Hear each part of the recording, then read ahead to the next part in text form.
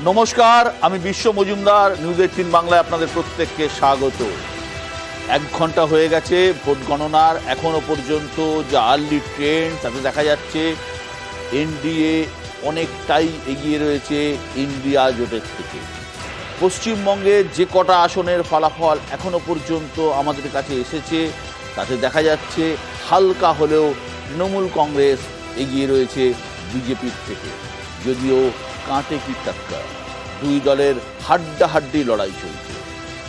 গোটা দেশে নরেন্দ্র মোদী কি পারবেন জওহরলাল নেহরুর রেকর্ড ভাঙতে? 1952 সালে প্রথম নির্বাচন হওয়ার পর পরপর 3 বার জিতেছিলেন জওহরলাল নেহরু। তারপর আর গোটা দেশে কেউ পরপর 3 বার জেতেননি।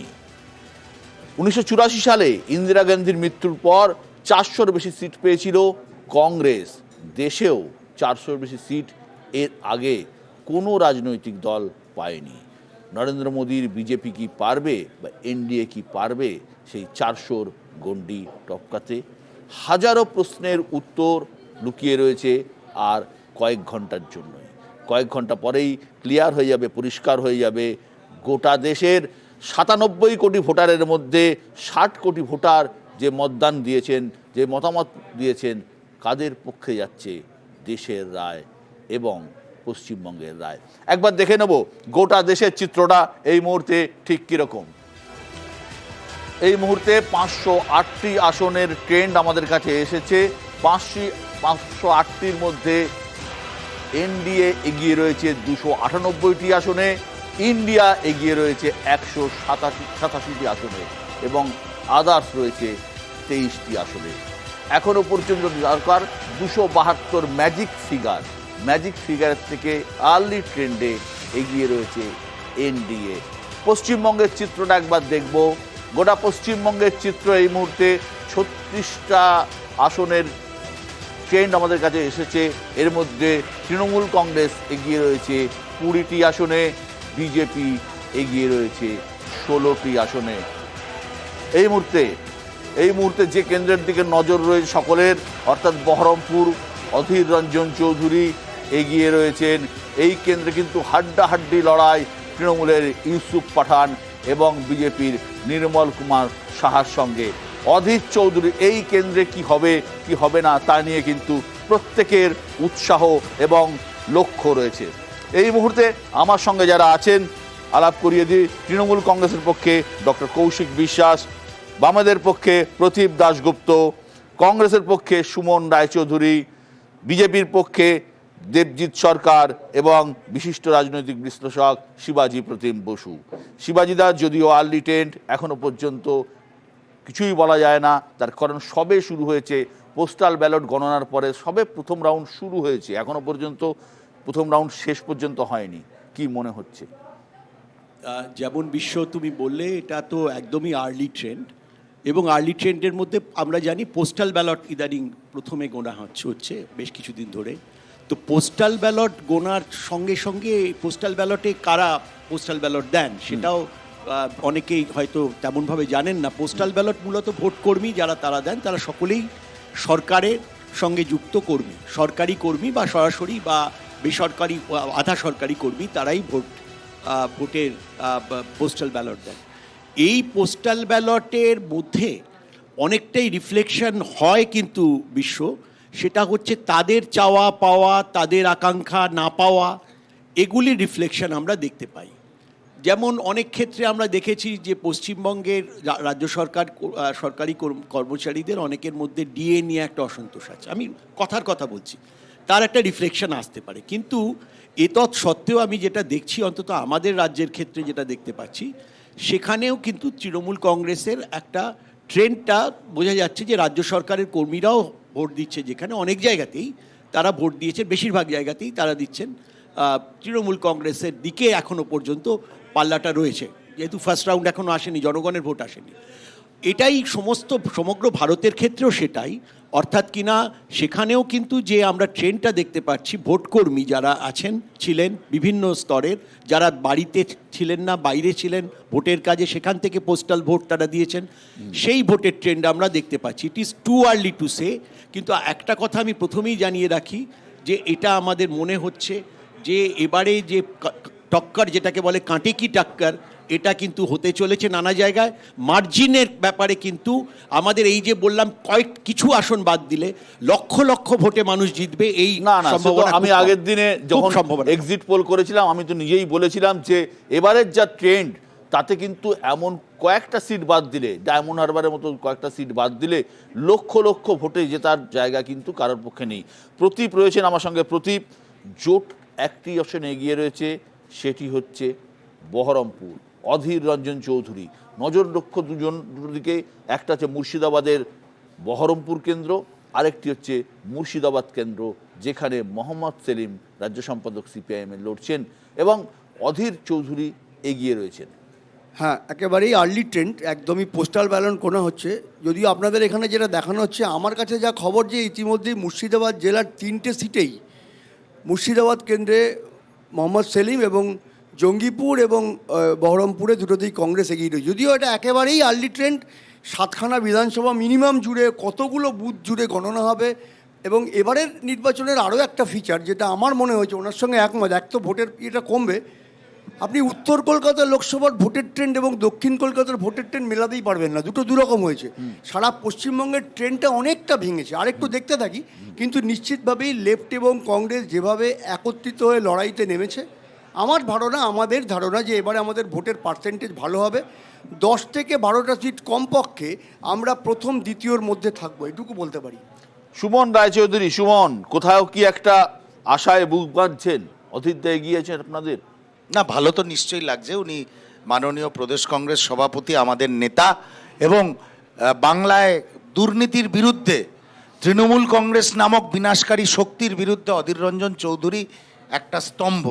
উনি জিতলে নিশ্চয়ই ভালো লাগবে, কিন্তু গণদেবতার উপরে আমাদের ভরসা আছে।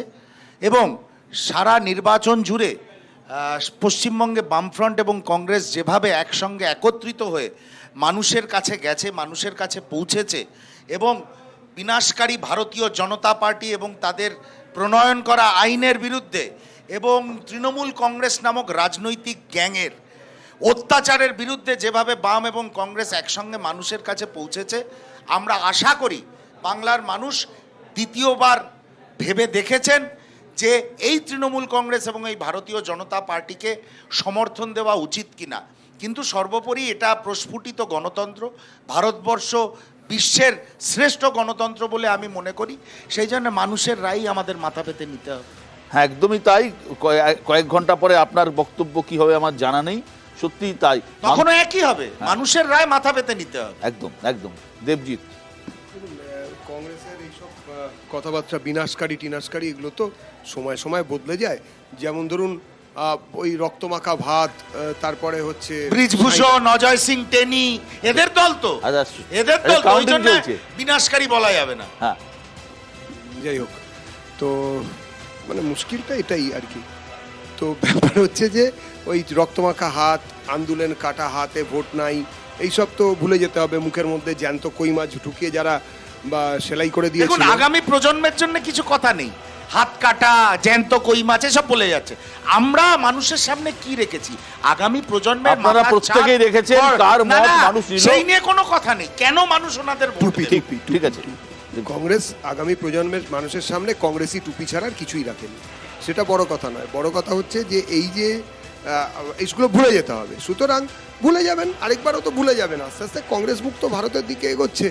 একমাত্র অধীর চৌধুরী আপনাদের এখানে মুখ রক্ষা করার চেষ্টা চালিয়ে যাচ্ছেন, সেটাও কতক্ষণ পারবেন সেটা নিয়েও সন্দেহ থাকছে।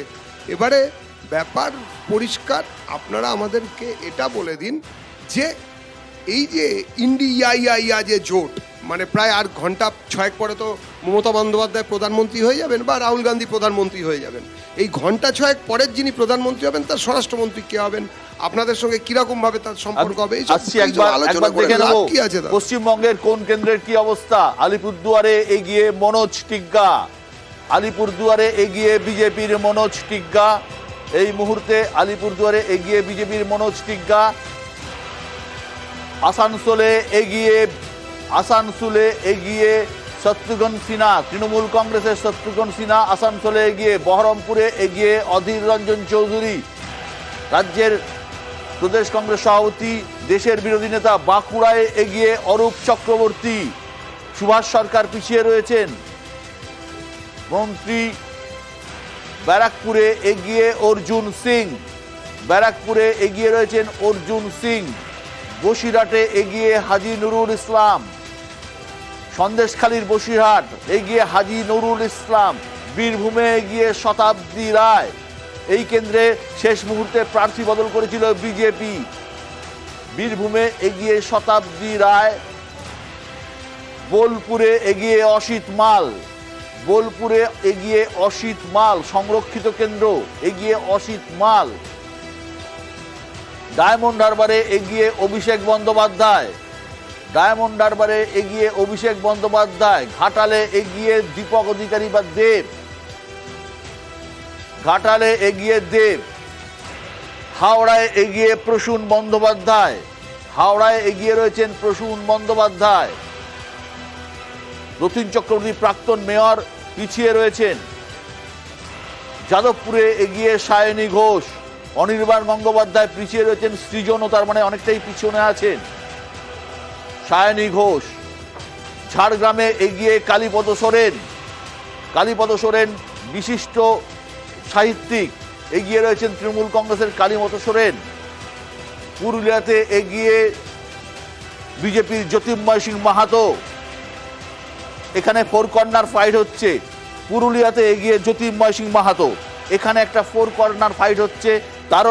কারণ পুরুলিয়াতে কুর্মী সমাজের প্রতিনিধি অজিত প্রসাদ মাহাতো দাঁড়িয়েছেন, পুরুলিয়াতে কংগ্রেসের হয়ে দাঁড়িয়েছেন নেপাল মাহাতো। তা সত্ত্বেও পুরুলিয়াতে জ্যোতির্ময় মাহাতো এগিয়ে রয়েছেন। ভাবা গিয়েছিল জ্যোতির্ময় মাহাতো যে এখানে ফোর কর্নার ফাইটে হয়তো অনেকটা পিছিয়ে থাকবেন, কিন্তু এগিয়ে রয়েছেন। ডক্টর কৌশিক বিশ্বাস। দেখুন, ইংলিশে একটা কথা আছে, মর্নিং শোজ দ্য ডে।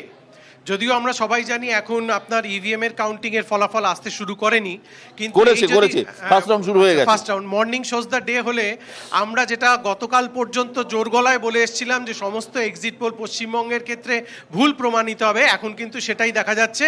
আমরা 19টা কেন্দ্রে এগিয়ে রয়েছি। এবং আমি আপনাকে আরেকটা কথা বিশ্বদা বলছি, এই ঝাড়গ্রাম দিয়ে আমি আপনাকে বলছি, ঝাড়গ্রাম, বাঁকুড়া, পুরুলিয়া, এই কেন্দ্রগুলোতে আমরা এবার কিন্তু জিততে চলেছি। এবং এটা আমি আপনাকে 100% শিওর করে বলছি, আমাদের আশাতীত ভালো ফল জঙ্গলমহল এবং উত্তরবঙ্গে হতে চলেছে।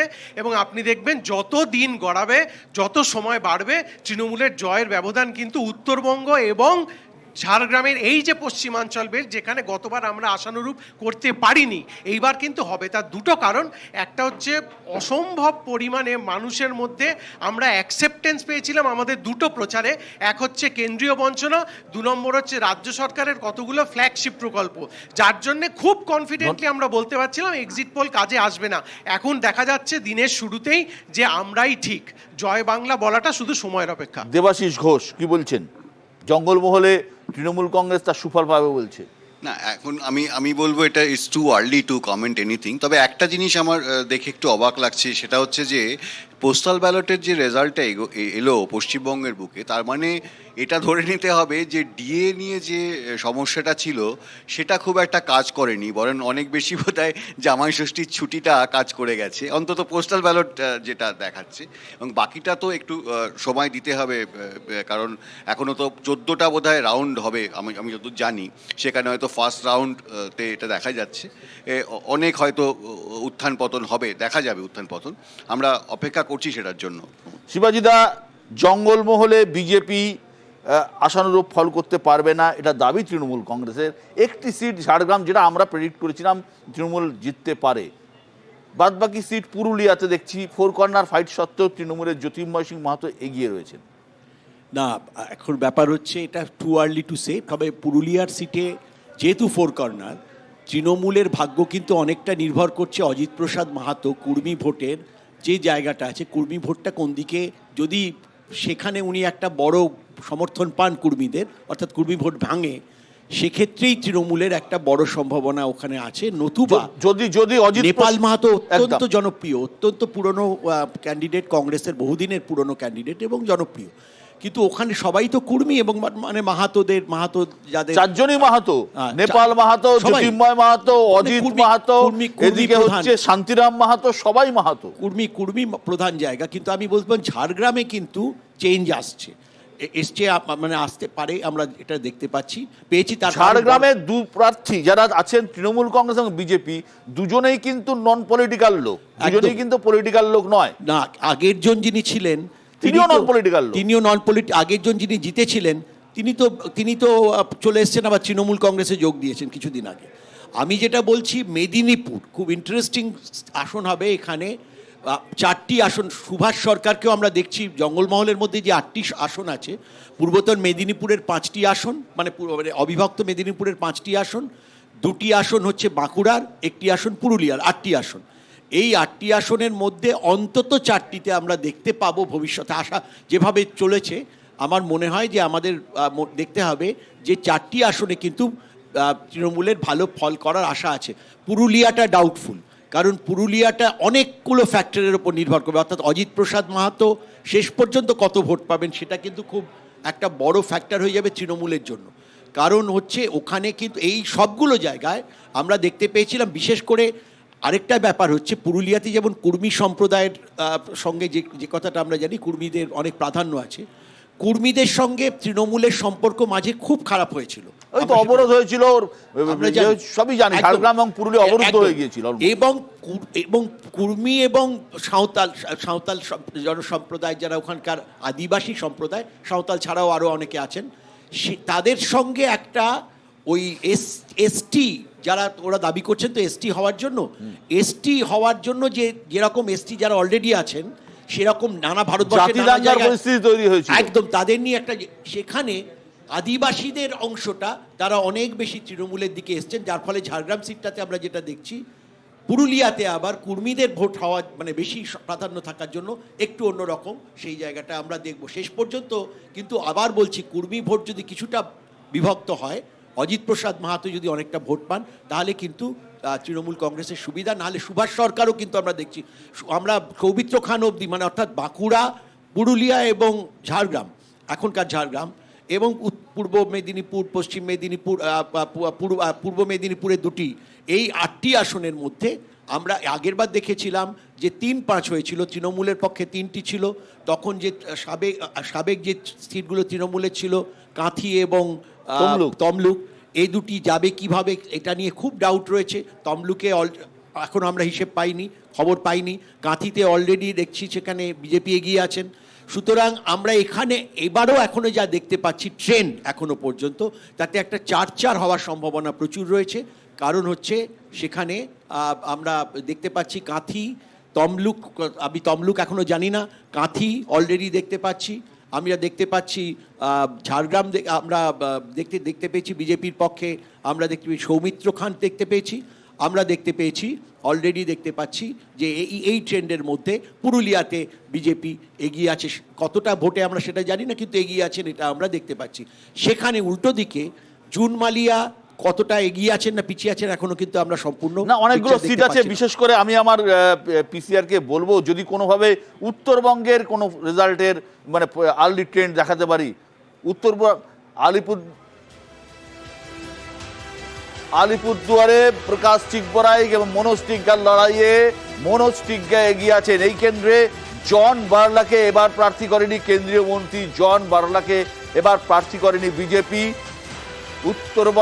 উত্তরবঙ্গের টোটাল 8টা আসন, 8টা আসনের মধ্যে 1টি আসনের রেজাল্ট মানে আর্লি ট্রেন্ড আসছে, বাদবাকি 7টি আসনের ট্রেন্ড এখনো পর্যন্ত আমরা পাইনি। সেই ট্রেন্ড অনুযায়ী মনোজ টিগ্গা এগিয়ে রয়েছেন। মালদা উত্তর এসছে, মালদা উত্তরে খগেন মুর্মু এগিয়ে রয়েছেন তৃণমূল কংগ্রেসের প্রাক্তন আইপিএস প্রসূন বন্দ্যোপাধ্যায়ের থেকে। ট্রেন্ড, এই দুটো ট্রেন্ড। এবং একটা জিনিস পরিষ্কার যে আলিপুরদুয়ার কেন্দ্র, যে কেন্দ্র দেবজিৎ, আলিপুরদুয়ার কেন্দ্র, যে কেন্দ্র বিজেপি লক্ষ লক্ষ ভোটে জিতেছিল, এবং এই কেন্দ্রে বিজেপির প্রার্থী বদল করতে হয়েছে। মন্ত্রী জন বার্লা, তার একটা ক্ষোভ ছিল। সেই জায়গায় আপনারা রাজ্যের মুখ এবং পশ্চিমবঙ্গ বিধানসভায় আপনাদের মুখ্য সচেতক মনোজ টিগ্গাকে প্রার্থী করেছেন। এই মনোজ টিগ্গাকে প্রার্থী করা কি আপনাদের পক্ষে অনুকূল হয়েছে বলে মনে করছে? অবশ্যই অনুকূল হয়েছে। মনোজদা ওখানকার অনেক পুরনো কার্যকর্তা, মনোজদা গ্রাসরুট লেভেল থেকে উঠে আসা লোক। মনোজদা আজকের লোক নন ওখানে বিজেপি। 91 ইলেকশনেও দাঁড়িয়েছিলেন। হ্যাঁ একদম 1901। আর মনোজদা এক মিনিট দেবজিৎ, 1 মিনিট। বালুরঘাটে রাজ্য সভাপতি সুকান্ত মজুমদার পিছিয়ে, এগিয়ে রয়েছেন তৃণমূল কংগ্রেসের বিপ্লব মিত্র। প্রথম রাউন্ড শেষে বিজেপির রাজ্য সভাপতি সুকান্ত মজুমদার পিছিয়ে, এগিয়ে রয়েছেন বিপ্লব মিত্র। হ্যাঁ দেবজিৎ, যেটা বলছিলাম যে মনোজ টিগ্গা যেভাবে নিরন্তরভাবে মানুষের সঙ্গে ওখানে মিশেছেন, মানুষের সঙ্গে ওখানে কথা বলেছেন এবং ওখানকার ভূমিপুত্র, শুধু তাই নয়, বালুরঘাটের আমাদের ওই আলিপুরদুয়ার বা ওই চত্বরগুলোর সমস্যা হচ্ছে মাইলের পর মাইল শুধু চা বাগান, যে চা বাগানগুলোতে। মালদা দক্ষিণ শ্রীরূপা মিত্র চৌধুরী বিজেপির এগিয়ে রয়েছেন। এখানে শাহনাজ আলী রায়হান, বর্ধমান দুর্গাপুর এগিয়ে কীর্তি আজাদ। দিলীপ ঘোষ প্রাক্তন রাজ্য সভাপতি পিছিয়ে রয়েছেন, এগিয়ে রয়েছেন কীর্তি আজাদ। যদিও প্রথম রাউন্ড, তবুও এগিয়ে রয়েছেন কীর্তি আজাদ। হ্যাঁ, এই প্রসঙ্গে বলে রাখি যে আপনাদের আগের একটা এরকম প্যানেল ডিসকাশনে আমি একদম টেবিল চাপড়ে বলে গেছিলাম যে মালদা দক্ষিণটা এবার আমরা পাবো, তাই নিয়ে অনেক সন্দেহ ছিল। আপাতত এগিয়ে এটা দেখে তো কিছু বলা যায় না। মালদা দক্ষিণের অঙ্ক দুটো পরিষ্কার, একটা হচ্ছে ঈশা খান চৌধুরী আর একটা হচ্ছে শাহনাজ আলী রায়হান। প্রশ্ন হচ্ছে যে গতবার উত্তর মালদায় যেটা হয়েছিল, গতবার উত্তর মালদায় ভাই বোনের লড়াই হয়েছিল। মৌসম বেনজির নূর দাঁড়িয়েছিলেন তৃণমূলের টিকিটে, ঈশা দাঁড়িয়েছিলেন কংগ্রেসের টিকিটে, এবং এই ভাই বোনের লড়াইয়ে মাইনরিটি ভোট ভাগ হয়ে যায় এবং বিজেপির খগেন মুর্মু জিতে যান। দক্ষিণ মালদার ক্ষেত্রে আপনি যেটা বলছেন সেটা যদি সত্যি হয় তাহলে কিন্তু সেই একই অঙ্ক কাজ করবে। তার কারণ দক্ষিণ মালদার মধ্যে দুটি কেন্দ্র, কিন্তু মুর্শিদাবাদের দুটি কেন্দ্র রয়েছে। হ্যাঁ একদমই তাই। এবং যে অঙ্কই যেভাবেই কাজ করুক না কেন, মালদা দক্ষিণ আমার মতে একটি প্রচন্ড সম্ভাবনাপূর্ণ এই মুহূর্তে বিজেপি। বালুরঘাট নিয়ে কি আপনার আশঙ্কা হচ্ছে? না, কোনো আশঙ্কা হচ্ছে না। এই প্রথম রাউন্ডের এটাতে আমাদের কোনো আশঙ্কা হচ্ছে না। হয়তো কিছু ভোটে, আমি এখনো ভোটটা দেখতে পাচ্ছি না, আপনার মানে এখানেও আসেনি যে কত ভোটে, ধরুন 14 ভোটে এগিয়ে থাকা, 14,000 ভোটে এগিয়ে থাকা, দুটোর মধ্যে তো ফারাক আছে। তো এখন কততে এগিয়ে আছে সেটা বলতে পারছি না। বালুরঘাট সুকান্তবাবু জিতবেন, এটাতে কোনো সন্দেহ নেই। কিন্তু যে কথায় আমরা ছিলাম যে মনোজ টিগ্গা এবং মন্ত্রী আগের যিনি ছিলেন তাকে পরিবর্তন, মানে তাকে পরিবর্তন করা ইত্যাদি, না আমার সেরকম মনে হয়নি। হ্যাঁ, প্রারম্ভিক ক্ষেত্রে এটা অস্বীকার করার কোনো জায়গা নেই, মতান্তর কিছুটা হয়েছিল, কিন্তু মতান্তর কখনোই মনান্তরে পরিণত হয়নি এবং ওখানে বিজেপি একজোট হয়েই লড়ছে, এতে কোনো সন্দেহ নেই। সুমন রায়চৌধুরী, মালদা দক্ষিণের উপর আপনাদের প্রচন্ড আশা রয়েছে, আশা কি ভঙ্গ হতে পারে? না, আশা ভঙ্গ হওয়ার কোনো কারণই নেই, কারণ এর দুটো ফ্যাক্টর আছে। এক হচ্ছে ঈশা খান চৌধুরী। 1 মিনিট। মুর্শিদাবাদ কেন্দ্রে এগিয়ে রয়েছেন আবু তাহের খান। মোহাম্মদ সেলিম পিছিয়ে এগিয়ে রয়েছেন আবু তাহের খান। হ্যাঁ, ঈশা খান চৌধুরী অলরেডি আপনার প্রতিবেদনের পরেই খবর এসছে ঈশা খান চৌধুরী এগিয়ে গেছে। দেখুন, মালদা জেলাতে, সামগ্রিকভাবে মালদা জেলাতে আপনি দেখাচ্ছিলেন ঈশা খান চৌধুরী। মালদা দক্ষিণ আরেকবার দেখাও, মালদা দক্ষিণ এই মুহূর্তে রেজাল্ট, এগিয়ে রয়েছেন ঈশা খান চৌধুরী, এগিয়ে গেছেন ঈশা খান চৌধুরী। হ্যাঁ, আমি অগ্রিম মালদা দক্ষিণের ভোটারদের অভিনন্দন জানাচ্ছি। কাটেকি টাক্কার না, শ্রীরূপা মিত্র চৌধুরী আলটিমেটলি জিততে পারবেন না, ঈশা খান চৌধুরী জিতবেন। এর দুটো কারণ আছে। এক তো অবশ্যই জাতীয় কংগ্রেসের অবদান মালদা জেলাতে, এবং সেটা গনি খান, একদম যেটা সত্য সেটা সত্য। গনি খান চৌধুরী এবং সুমন রায়চৌধুরী, জাতীয় কংগ্রেসের অবদান 1952 সাল থেকে, 1952 সাল চৌধুরী পরিবারের যে অবদান, শুনুন 1952 সাল থেকে গনি খান চৌধুরীর গড় সুজাপুরে গতবার 1 লক্ষ ভোটে তৃণমূল জয়ী হয়েছিল। আপস এন্ড ডাউনস থাকে, কেউ অস্বীকার করেন। আমি একটু আগে আপনাকে বলেছিলাম যে আমি বিকেলেও একই কথা বলবো। আমি ভালো ফল করলেও বলবো গণদেবতার প্রতি আস্থা রাখতে হবে, খারাপ ফল করলেও বলবো গণদেবতার প্রতি আস্থা রাখতে হবে। আমি নিশ্চিত ঈশা খান চৌধুরী বিপুল ভোটে মালদা দক্ষিণ কেন্দ্র থেকে জয়লাভ করবেন, এতে কোনো সন্দেহ নেই। এবং বাংলার মানুষ এবার অল্টারনেট ফোর্স হিসাবে কংগ্রেস এবং বামপন্থীদের ভালো পার্সেন্টেজ অফ ভোট দেবে। সেটা বিকেলবেলা বিশ্বদা আপনার সঙ্গে আমার কোনো প্যানেলে দেখা হলে নিশ্চয়ই প্রমাণিত হবে। বাংলায় জাতীয় কংগ্রেস একটা নীতি নিয়ে চলছে, একটা নির্দিষ্ট নীতি, সেটা হচ্ছে স্বপ্নেই যখন পোলাও রাজ্যে ঘি ঢালতে কার্পণ্য করবো কেন। তো ভালো, এটা স্বাস্থ্যকর। প্রদীপ, এই জায়গা থেকে আজকে যা দেখতে পাচ্ছি আর্লি ট্রেন্ড, যদিও মোহাম্মদ সেলিম কিন্তু পিছিয়ে গেছেন। আপনাদের কিন্তু ভরসার জায়গা বা জেতার জায়গা যদি সম্ভব, যদি আমি বলছি যদি পশ্চিমবঙ্গে সিপিআইএম একটি মাত্র সিট জেতে, তাহলে ওই সেলিমদার সিটটাই জিততে পারে বলে সম্ভাবনা আছে।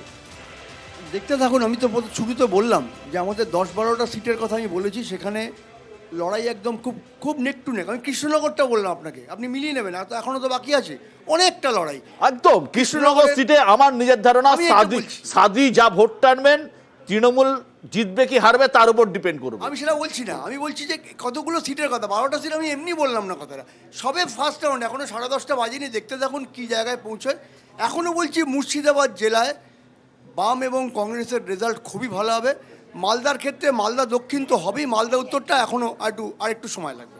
না, অদ্ভুত ব্যাপার বিশ্বদা, বাংলাতে আপনি বিকেলবেলা যখন আপনি একজন খুব ভালো অ্যানালিসিস দেখবেন, বিজেপি বহু সিট জিতবে, বিজেপিকে মানুষ সমর্থন করছে বলে নয়, কাটাকাটির জন্য জিতবে। এটা একটা অদ্ভুত ব্যাপার, এটাই অদ্ভুত তো একটা করেছে, ভোট dynamics। দেখুন, এটা ভোট কাটুয়া, এই যে কংগ্রেস সিপিএম এর জোট, এরা ভোট কাটুয়া ছাড়া কি? সমর্থন নেই, ঠিক আছে, হ্যাঁ। কাটাকাটির ফলে এরা এগিয়ে থাকে। দেখুন, চতুর্মুখী নির্বাচনে ভারতবর্ষের গণতন্ত্র যে কোনো রাজনৈতিক দল দাঁড়াতে পারেন, এবং এটা পার্সেন্টেজ ওয়াইজ সিটটা জেতা হয় না আমেরিকার মতো। যিনি সবচেয়ে বেশি ভোট পাবেন তিনিই জিতবেন। আপনি যেটা এটাই বললেন তো ভারতবর্ষের সুমন গণতন্ত্র, এটা তো নতুন রায়চৌধুরী, কিছু কথা নয়। সুমন রায়চৌধুরী, আপনি যেটা বললেন যে এন্ড অফ দ্য ডে জো জিতা ওয়াহি সিকান্দার। 2019-এর লোকসভা নির্বাচনে 303টি সিট পেয়েছিল বিজেপি, কিন্তু গোটা দেশে তারা পেয়েছিল মাত্র 37% ভোট, অর্থাৎ মানে 50% ভোটও পায়নি, 37% ভোট পেয়ে কিন্তু 303টে সিট দুঃখের পেয়েছিল। কথা, আমরা আলোচনায় ফিরবো, representation নেই আমাদের। আমরা আলোচনায় ফিরবো, একটা ছোট্ট হেডলাইন নেব, তারপর আলোচনায় ফিরছি। হেডলাইন।